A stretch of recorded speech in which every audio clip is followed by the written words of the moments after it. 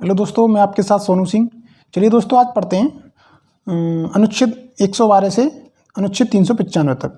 तो अनुच्छेद दोस्तों मैंने एक वीडियो बना चुका हूँ, उसमें अनुच्छेद 1 से 111 तक पढ़ा दिया है। तो अब पढ़ेंगे यहाँ से आगे अनुच्छेद 112 से अनुच्छेद 395 तक।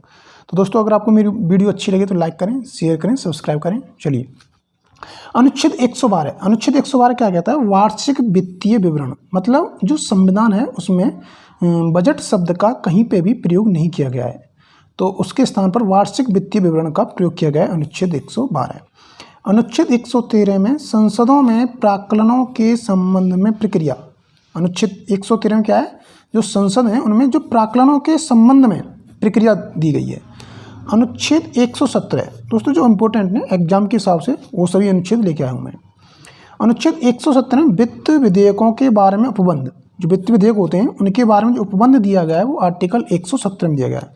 अनुच्छेद 120 में संसद में प्रयोग की जाने वाली भाषा। संसद में जो प्रयोग की जाने वाली भाषा होती है वो आर्टिकल 120 में आती है।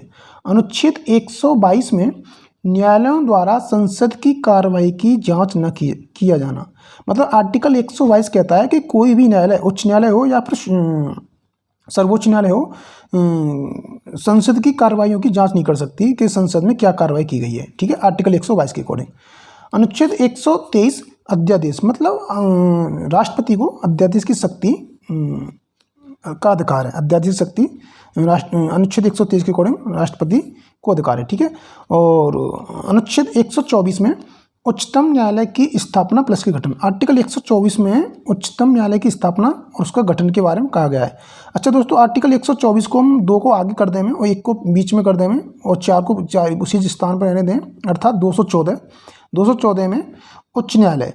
मतलब ये उच्चतम न्यायालय, उच्चतम बोले तो सुप्रीम कोर्ट, और ये उच्च न्यायालय बोले तो हाई कोर्ट के बारे में गठन और स्थापना के बारे में बताया गया है। अनुच्छेद 125 में न्यायाधीशों के वेतन के बारे में बताया गया है।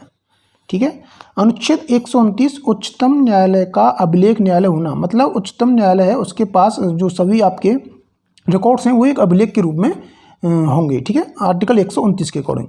अनुच्छेद 137 में पुनर्विलोकन। मतलब जो उच्चतम न्यायालय किसी भी केस को, उच्चतम न्यायालय के पास किसी भी केस को पुनर्विलोकन करने की शक्ति प्राप्त है, अर्थात वो किसी भी केस को मतलब शून्य लेवल के पर कर सकता है। ठीक है, अनुच्छेद 143 उच्चतम न्यायालय से परामर्श करने की राष्ट्रपति की शक्ति। मतलब आर्टिकल 143 के अनुसार जो राष्ट्रपति है उच्चतम न्यायालय से परामर्श कर सकता है। ठीक है, अब वो उस परामर्श को राष्ट्रपति माने या ना माने वो राष्ट्रपति के ऊपर है, लेकिन ये मतलब नहीं है कि हाँ उसे उसकी परामर्श जो कि मतलब सुप्रीम कोर्ट है, जो हाई कोर्ट, सुप्रीम कोर्ट के उन्होंने राष्ट्रपति को क्या सलाह दी है वो माने या ना माने वो राष्ट्रपति के ऊपर है। ठीक है, अनुच्छेद 145 में न्यायालयों के नियम। जो न्यायालयों के जो नियम है न्यायालय होंगे वो अनुच्छेद 145 में आएंगे। अनुच्छेद 148 में भारत का नियंत्रक एवं मालिका परीक्षक। भारत का नियंत्रक एवं मालिका परीक्षक आर्टिकल 148 में होता है। अच्छा, इस नियंत्रक एवं मालिका परीक्षक को अनुच्छेद 148 में विवरण है। तो इसका कार्यकाल होता है 6 या 65, जो भी पहले हो। अर्थात अगर कोई व्यक्ति मालिका नियंत्रक परीक्षक पे, नियंत्रक मालिका परीक्षक पे पद पर शोभित होना चाहता है, या तो उसकी अधिकतम आयु 65 वर्ष तक हो, या फिर वो 65 वर्ष से कम है तो वो कम से कम 6 वर्ष तक रह सकता है। मतलब जो भी पहले हो जाएगा, अगर 65 पहले हो गई तो 6 वर्ष से पहली कार्यकाल उसे छोड़ना पड़ेगा। ठीक है, और भारत के नियंत्रक मालिका परीक्षक को लोक लेखा समिति का आंख व कान कहा गया है? कान व आंख। ठीक है, अनुच्छेद 149 नियंत्रक मालिका परीक्षक के कर्तव्य और शक्तियां। अनुच्छेद 149 में नियंत्रक मालिका परीक्षक के कर्तव्य और शक्तियां। अनुच्छेद 150 में संघ और राज्यों के लेखाओं का प्रारूप होगा। ठीक है, अनुच्छेद 150 में।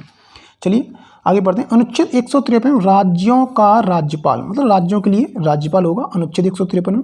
अनुच्छेद 154 के अनुसार राज्य की कार्यपाल का शक्ति राज्यपाल में निहित होगी। किसमें? राज्यपाल में, अनुच्छेद 154 के अकॉर्डिंग।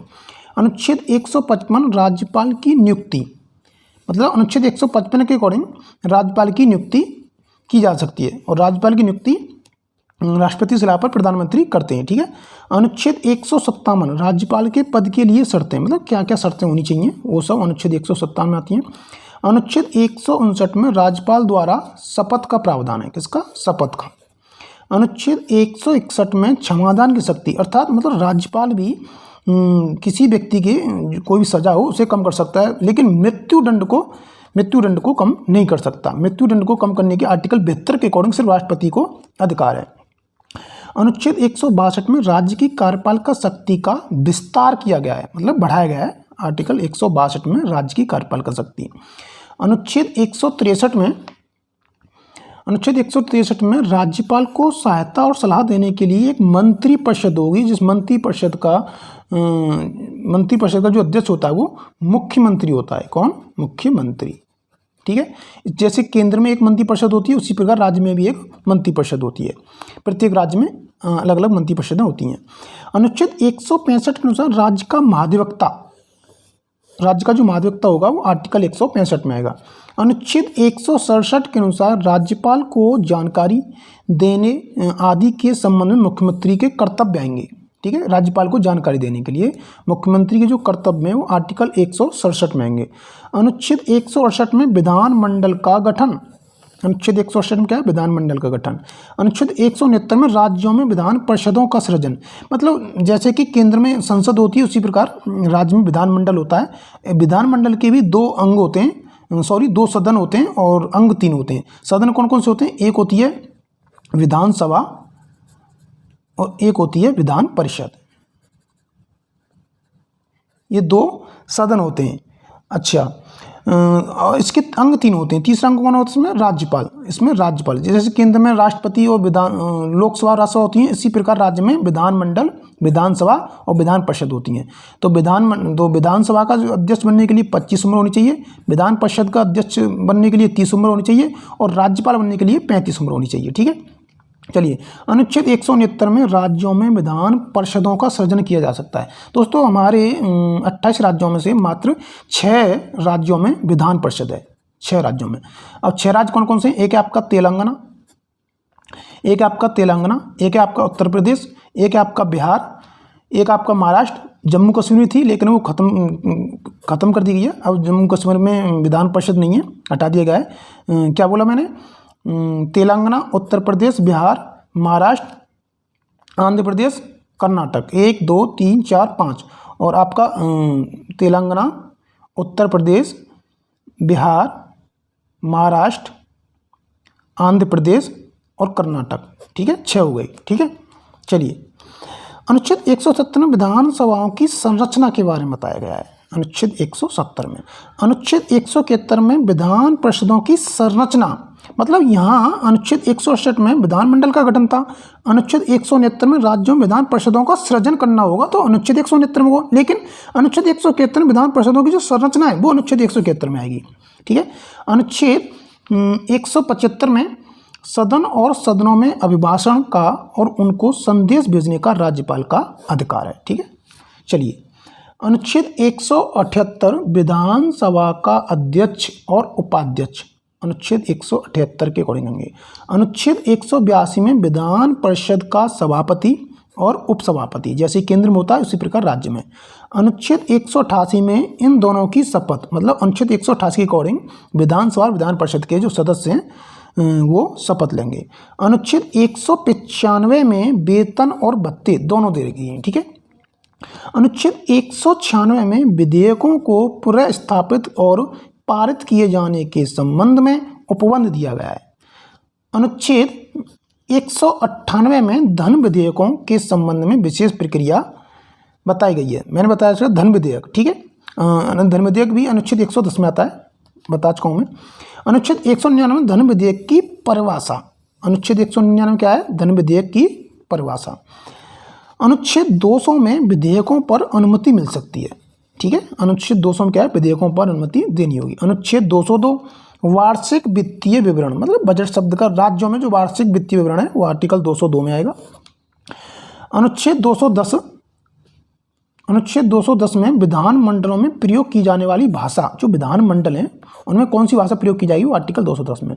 अनुच्छेद 213 में अध्यादेश, मतलब राज्यपाल को अध्यादेश की शक्ति का अधिकार, अध्यादेश जारी कर सकता है। ठीक है, राज्यपाल।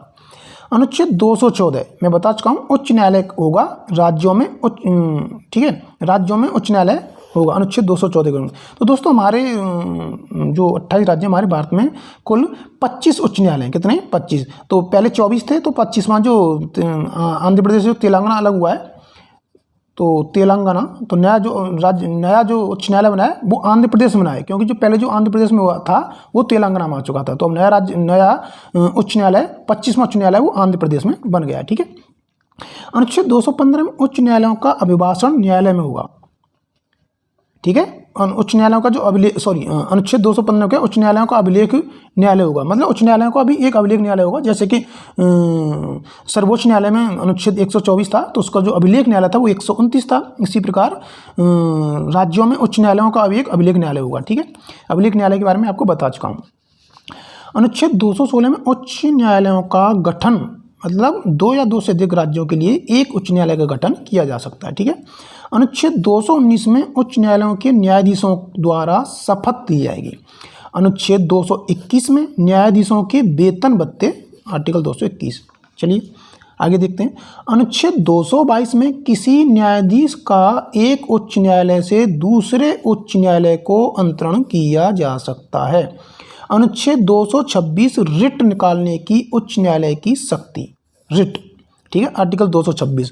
और जो सर्वोच्च न्यायालय वो आर्टिकल 32 के अकॉर्डिंग रिट जारी कर सकता है, और उच्च न्यायालय आर्टिकल 226 के अकॉर्डिंग 6 प्रकार की रिट जारी करेगा, और सर्वोच्च न्यायालय 5 प्रकार की। ठीक है। वो बंदी, प्रतिषेध, निषेध, ये सब हैं जो ये सब मतलब 6 प्रकार की रिटें ये सभी हाई कोर्ट जारी करेगा, 6 प्रकार की। अनुच्छेद 230 उच्च न्यायालय की अधिकारिता का संघ राज्य क्षेत्रों का विस्तार। उच्च न्यायालय की जो अधिकारिता है और उसके साथ संघ राज्य क्षेत्रों का विस्तार। अनुच्छेद 231 2 या 2 से अधिक राज्यों के लिए एक ही उच्च न्यायालय की स्थापना की जा सकती है। ठीक है। यहाँ पे अनुच्छेद 231 के अकॉर्डिंग 2 या 2 से अधिक राज्यों के लिए एक ही उच्च न्यायालय की स्थापना की जा सकती है। अनुच्छेद 233 जिला न्यायाधीशों की नियुक्ति। अनुच्छेद 233 में जिला के जो न्यायाधीश होते हैं, जिले उत्तर प्रदेश में जैसे 75 जिले हैं, तो उनकी जो जिलों के जो न्यायाधीश हैं उनकी नियुक्ति अनुच्छेद 233 में आएगी। अनुच्छेद 235 में अधीनस्थ न्यायालयों पर नियंत्रण। ठीक है। जो उच्च न्यायालय है वो अधीनस्थ न्यायालयों पर नियंत्रण रख सकता है, अनुच्छेद 235 के अकॉर्डिंग। अनुच्छेद 239 में संघ राज्य क्षेत्रों का प्रशासन। अनुच्छेद 239 में क्या आएगा? संघ राज्य क्षेत्रों का प्रशासन। अनुच्छेद 239 का दिल्ली के संबंध में विशेष उपबंध दिया गया है। अनुच्छेद 241 संघ राज्य क्षेत्रों के लिए उच्च न्यायालय, मतलब जो केंद्र शासित प्रदेश हैं, कितने? 8 हैं, आपको पता ही होगी, उनके लिए उच्च न्यायालय की व्यवस्था की गई है। अनुच्छेद 243 का ग्राम सभा। अनुच्छेद 243 का ख पंचायतों का गठन, और अनुच्छेद 40 में भी ग्राम पंचायतों का गठन बता चुका मैं आपको। अनुच्छेद 243 का था नगर पालिकाओं का गठन, नगर पालिकाओं का। अनुच्छेद 243 के माह में वित्त आयोग आएगा, माह में। ठीक है। चलिए आगे।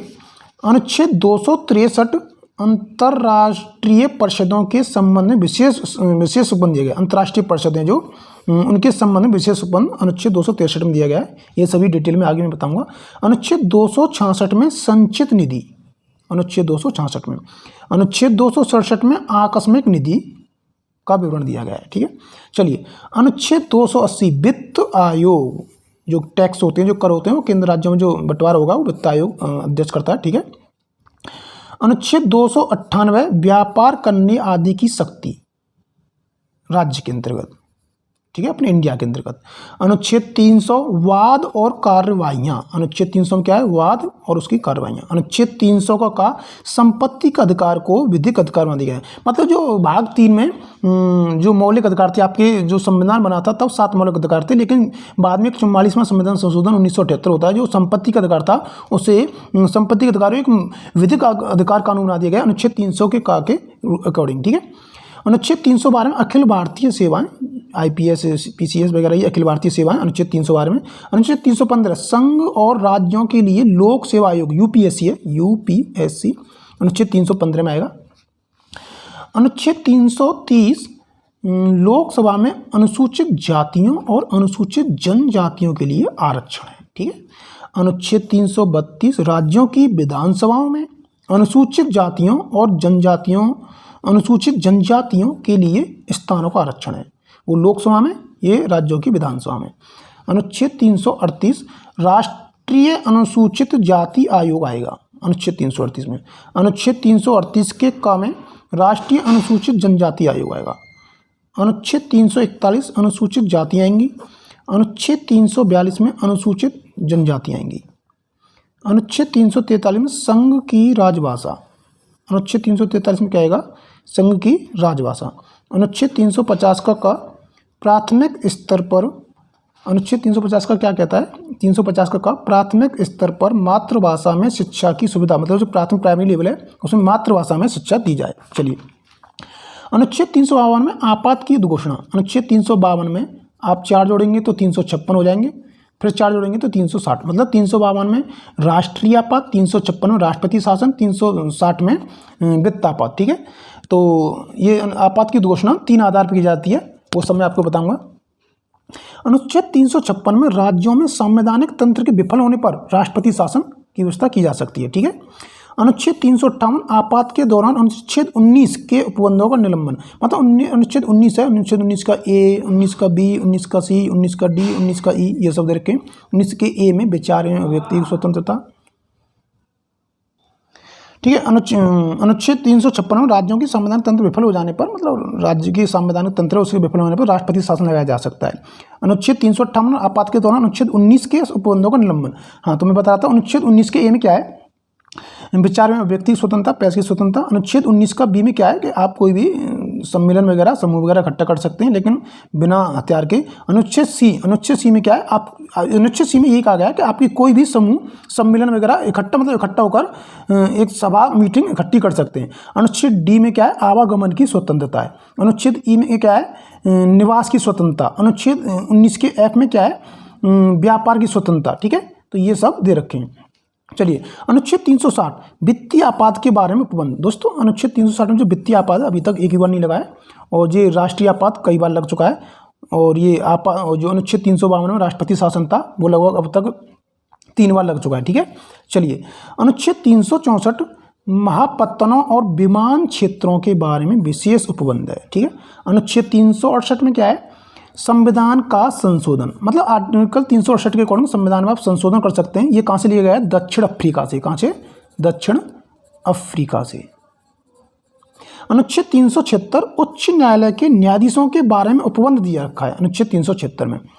अनुच्छेद 377 में भारत के नियंत्रक एवं मालिका परीक्षक के बारे में उपबंध दे रखा है, और अनुच्छेद 378 में लोक सेवा आयोगों के बारे में उपबंध दे रखा है। दोस्तों, अनुच्छेद 395 तक जो इंपॉर्टेंट अनुच्छेद थे वो सब मैंने ले लिए हैं। इसके बाद अनुच्छेदों के बारे में कोई भी आगे वीडियो नहीं आएगी, और आप इन्हीं अनुच्छेदों को पढ़ें। आप कोई भी यूपी पुलिस हो, कोई भी कांस्टेबल वगैरह कोई भी एग्जाम हो, इससे अलग कोई भी अनुच्छेद नहीं आ सकता।